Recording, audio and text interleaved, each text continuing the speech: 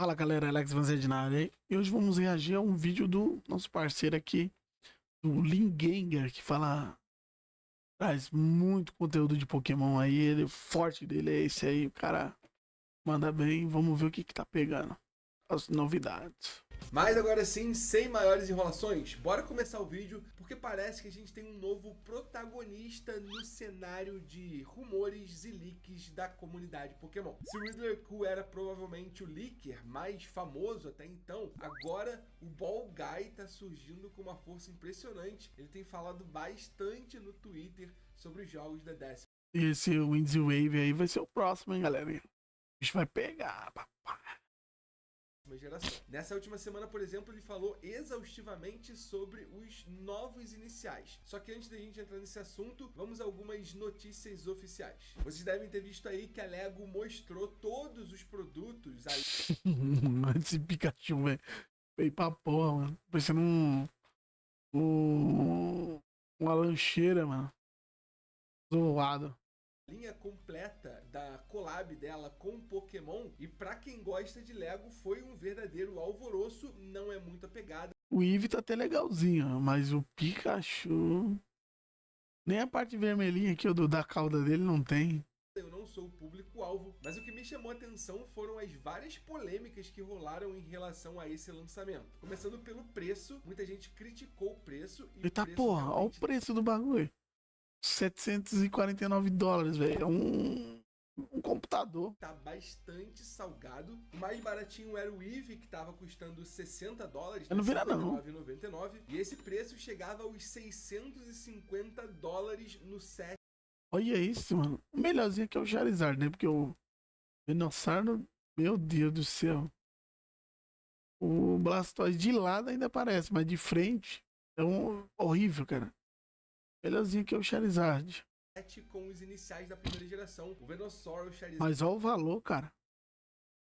e o Blastoise. De novo, eu não sou o público-alvo, eu não consumo Lego, inclusive eu olho pra essa estátua, essa figura, não sei como é que chama, desses iniciais de Lego, e eu não acho bonito. Inclusive eu vi outros fãs fazendo com peças soltas de Lego artes muito melhores, então logicamente que pra mim esse preço não compensa. Mas Também. tem muita gente que é aficionada por Lego e também é fã de Pokémon e tá correndo atrás disso. Algumas pessoas, na tentativa de justificar esse preço alto, comparou a quantidade de peças de alguns desses produtos de Pokémon de Lego. Aqui, ó. 587, o outro tinha 412. Ele quer justificar o valor porque tem mais peças do que os do Star Wars, mas, mano, é muito caro, velho. E são pecinhas minúsculas, né? Provavelmente quando você monta um negócio desse, pelo menos um bonequinho daquele ali, um Eevee, um Pikachu, ele deve ficar do tamanho de um celular. Com outros de outras franquias como Star Wars, mostrando que os produtos de Pokémon tinham mais peças de Lego dentro deles do que esses produtos de Star Wars que tinham preços mais elevados. Pra mim, a única coisa que eu tenho a dizer é que tudo é caro, tá ligado? Tanto de Pokémon quanto de Star Wars não é pra mim. E também, logicamente, quando tudo que envolve Pokémon hoje em dia também aconteceu com Lego, Scalpers. Muita gente fez a pré-venda, garantindo. Mano, esses malucos é uma praga, né, mano? Ele sai comprando tudo, segura depois os preços, joga lá em cima e depois a pessoa toma no cu. O bagulho já é caro, mano. Olha o preço que esse cara tá cobrando, R$8.000, velho. É louco. Garantiu aí o seu produto e já está revendendo o que eles ainda nem receberam por 2, 3 vezes o valor original em sites de marketplace ou de leilão. A gente sabe que produtos oficiais de Pokémon tendem a se valorizar, mas o que a gente tem visto recentemente é uma valorização quase que forçada nas primeiras semanas de lançamento do. Mas assim, isso não é só com Pokémon, né? Que o pessoal faz isso, né? E os preços já são altos, aí os fela da mãe desses scalpers já jogam os preços, compra e joga os preços mais lá em cima.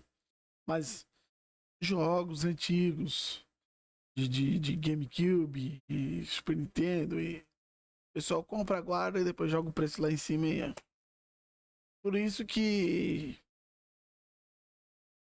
eu acho assim, mano, se o cara, a não sei que o cara for colecionar, mas se for pra ele jogar, cara, melhor ter um emuladorzinho pra ele jogar tudo de graça, entendeu? Porque hoje em dia não dá, tá tudo um absurdo, mano. Então a gente já tem eu não é o meu caso, mas tem gente que paga aluguel, água. Água e luz eu pago, mas aluguel eu não pago. Mas paga água, luz, aluguel, carro. Às vezes tem filho e de plano de saúde, tem que fazer compra e tal. E o que que sobra depois? Tem que levar, tem que sair, levar a mulher pra dar um rolê, as crianças pra dar um rolê, ração pra cachorro, isso e aquilo, mano. E aí isso aí vem depois, né, mano? Muito caro, as coisas estão muito caro, muito inflacionado. E aí esses scalpers ajudam a inflacionar ainda mais o pobre brasileiro que já tá lascado. Do produto. Uma coisa é um E acredite, o pessoal compra. O pessoal compra. produto de Pokémon que tem 5, 10, 20, 30 anos hoje ser caro. Logicamente, a escassez e o tempo que se passou fez ele se valorizar ainda mais em boas condições. Outra coisa é um produto que foi lançado há 1, 2 semanas e já está valendo o dobro, triplo do preço no mercado paralelo. Mas enfim, esse é um problema para Pokémon Company, ou talvez, na verdade, Mano, 9 mil, mano. Quase 10 pau praticamente, né? nem seja um problema. Tô trazendo nesse vídeo porque isso foi muito debatido no Twitter e se você quiser deixar sua opinião aí nos comentários, eu adoraria saber. Nessa última semana também foram lançadas artworks oficiais das Mega Evoluções de Pokémon Legends A e da sua DLC Mega Dimension. Só comprovando aquilo que eu já falei em vários vídeos, as artes da sua DLC Mega. Esse aqui ficou bom. Eu só. Esses novos aqui, alguns eu sei o nome, outros não, né? O Raulutia ficou legal, mas esquisita essa pironga aqui dele. E a maioria desses pokémons novos, vou falar pra você, é um zoadinho, hein, mano. Tem uns top, né? Esse aqui que é, eu acho que é o Rolug, alguma coisa assim. Raulutia é legal. Mega Dimension. Só comprovando aquilo que eu já falei em vários vídeos, as artes 2D valorizam muito mais os Pokémon do que esses sprites genéricos 3D. Pra mim, o melhor exemplo disso é o Mega Zeraora. Quando ele foi lançado, eu torci um pouquinho o nariz, ele me pareceu bem genérico, e nessa artwork no estilo Bem melhor. ficou bem mais legal. Mas como eu disse, A todos foram postura. lançados. Outro que me surpreendeu foi a arte do Mega Pyroar, uma Mega Evolução que eu não tinha curtido. Mega Golisopod também ficou bem legal. O Mega Absol Z também eu curti bastante. Enfim, de uma forma geral, essas artworks são bem mais legais. Vale lembrar que o Mega Garchomp Z foi a exceção, não tem uma artwork oficial dele ainda. Nossa. E pra mim o Mega Garchomp não era nem um dragão, né? Ele parece um tubarão, né, mano? Eu achava que ele era um Pokémon aquático, né? Quando ele apareceu, né?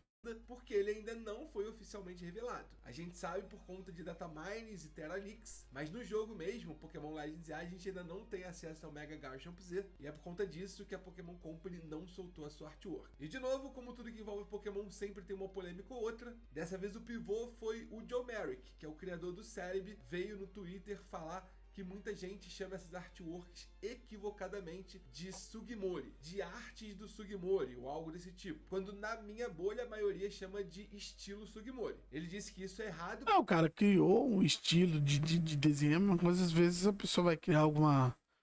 O próprio Akira Toriyama pegou os jogos do Dragon Quest e lançou o estilo do Dragon Ball no Dragon Quest. Bem parecidos os personagens.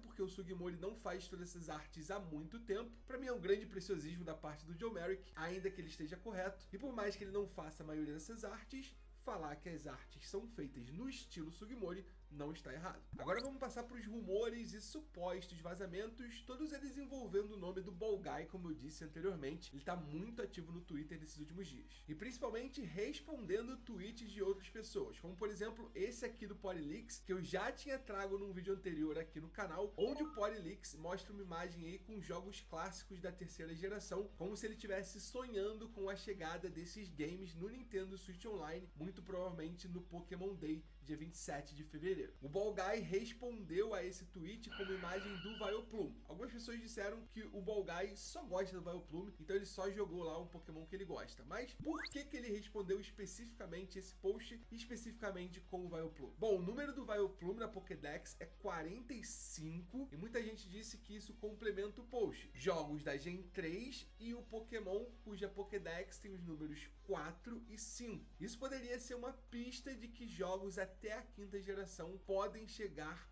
no Nintendo Switch Online, no Pokémon Day, ou até mesmo serem colocados na eShop do Nintendo Switch para que a gente possa comprá-los e jogá-los no console. Na realidade, esses jogos um pouquinho mais antigos, eu acho que a Nintendo deveria relançar eles com esses gráficos novos aí, igual do Scarlet Violet, né? Seria muito, muito bom. Lançaram aí o Let's Go, ficou bom. Não gostei da proposta de você capturar sem batalhar. Mas o jogo é muito bom. Eu acho que eles deveriam relançar nesses estilos novos. Seria top. Ou um jogo só que pegasse essas fases todas aí. Seria legal também. O Valkyrie também respondeu ao... Agora com o Nintendo Switch 2, que é muito mais poderoso, né? Lançar um Pokémon 2 também. Ou ter um... Acho que é mais difícil. Mas pra mim seria legal se o Pokémon...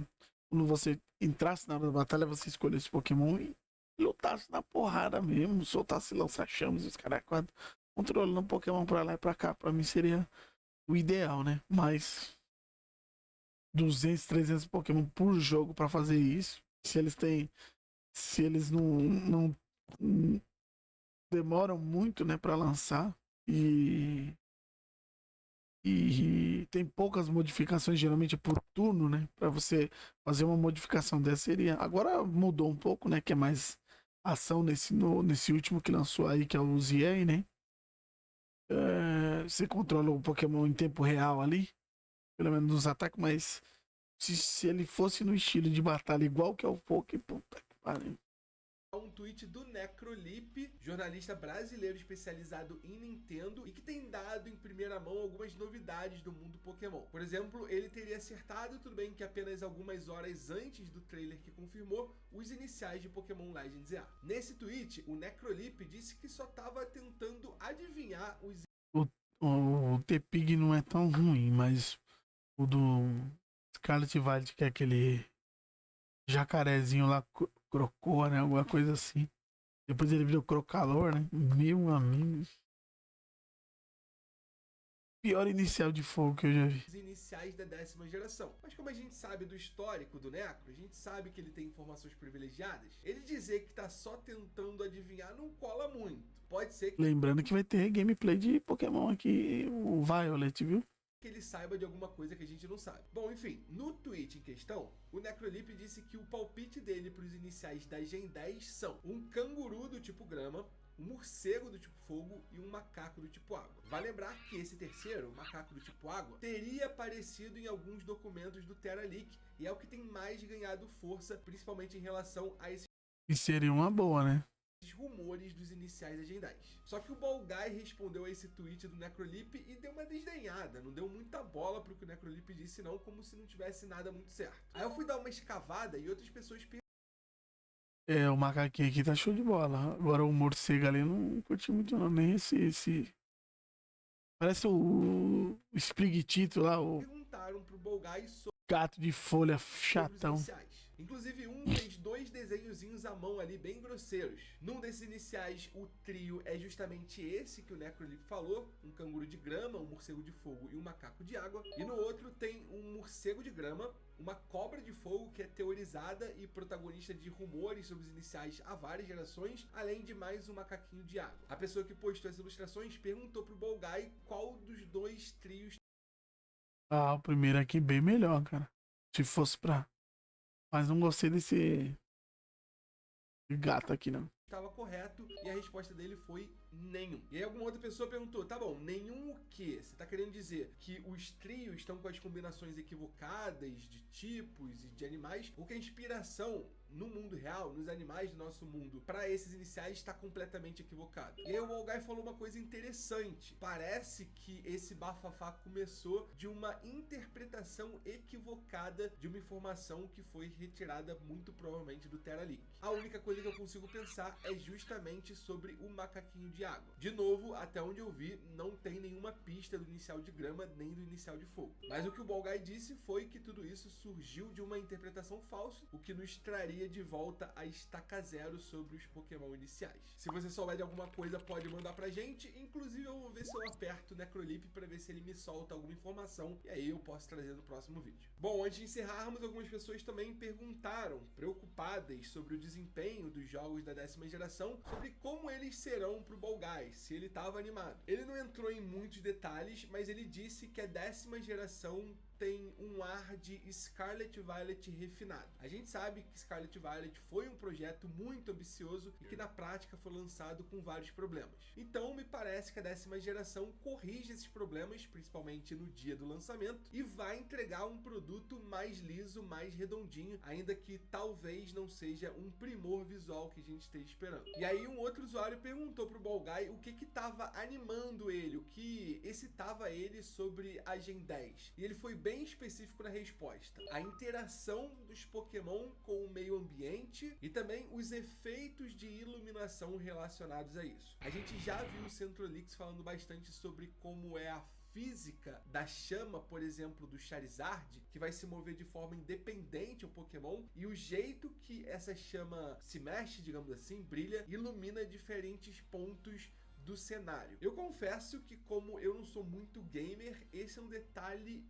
menor pra mim, mas se a Game Freak está se preocupando com esse tipo de detalhismo, pode ser que as coisas que eu gosto e me chamam mais atenção em Pokémon estejam completamente resolvidas e alinhadas. Mas enfim, eu tô de olho no que todo mundo diz lá no Twitter, todas as novidades. Bom, é isso aí. Esse é o canal Ligue, galera. E dei um pouquinho da minha opinião aqui, reagir um pouco sobre essas notícias.